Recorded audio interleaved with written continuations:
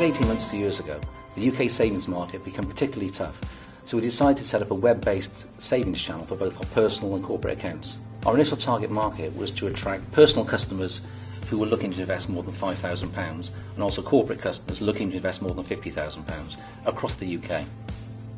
To help drive traffic into the site, we used various SEO techniques and also various public adverts and publications, and also targeted e-communications to our customers.